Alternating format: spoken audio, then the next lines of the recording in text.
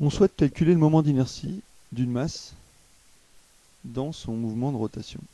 Donc si on prend une masse qui est en rotation autour d'un axe ici, alors on va être capable de dire, donc c'est un axe delta, on va être capable de dire que l'inertie J du solide S par rapport à l'axe delta, c'est égal à la masse fois la distance au carré qu'il y a entre la masse et l'axe de rotation.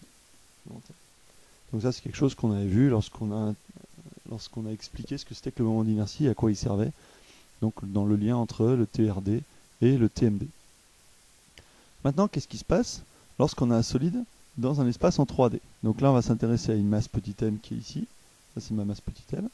Et cette masse-là, elle peut être en rotation autour de différents axes. Si elle est en rotation autour de l'axe X, alors je vais pouvoir écrire que la rotation autour de l'axe X est égale à la masse fois la distance à l'axe X au carré. Et elle vaut quoi cette distance à l'axe X? La distance, c'est la distance que j'ai entre ma masse et mon axe. Et on peut voir qu'elle est égale à la distance bleue et la distance bleu et vert étant orthogonaux. En fait, cette chose-là, ça va être égal à la masse fois Y2 plus Z2. Ça, c'est l'inertie autour de l'axe X. Maintenant, si je cherche à faire tourner mon solide plus autour de l'axe X, donc ça c'était une rotation autour de l'axe X, si mon solide, au lieu de le faire tourner autour de l'axe X, je décide de le faire tourner autour de l'axe Z par exemple, et bien dans ces cas-là, il va tourner autour de l'axe bleu ici, et on va écrire que JZ, ici, est égal à la masse fois la distance que j'ai entre ma masse et mon axe Z, autrement dit cette distance-là.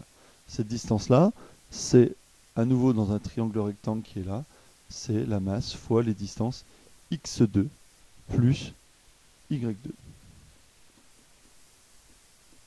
Et on pourra bien évidemment faire le troisième axe autour de l'axe y est égal à la masse fois x2 plus z2. Donc en fait, bêtement, lorsque vous calculez l'inertie autour d'un axe, par exemple ici l'axe y, et ben c'est la masse fois les deux autres distances qui sont l'éloignement de ma masse par rapport à cet axe-là. Donc ça, c'est vrai lorsqu'on a une masse ponctuelle. Maintenant, qu'est-ce qui se passe si au lieu d'avoir une masse ponctuelle ici, je me mets un gros solide? Donc supposons qu'ici j'ai un gros solide.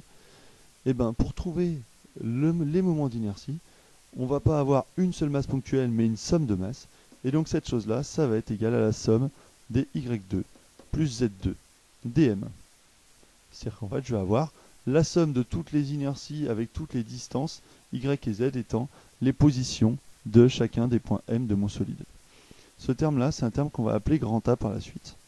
De la même manière, on pourra écrire JY, qui va être la somme des x2 plus z2 dm, et qu'on va appeler grand B. Et le dernier terme qu'on appellera grand C. Ces termes ABC, on va les retrouver ensuite dans l'écriture de ce qu'on va appeler l'opérateur d'inertie. L'opérateur d'inertie, c'est un opérateur qui est propre au solide considéré et qui va recenser les différents éléments, les différentes propriétés de mon solide dans les différentes rotations. Ici, on a la rotation autour de l'axe X, puisque c'est le premier axe. Ici, on a la rotation autour de l'axe Y, puisque c'est le deuxième axe, ça c'est Y. Et ici, la rotation autour de l'axe Z. C'est pour ça qu'ici, on a JX ici, JY ici et JZ ici.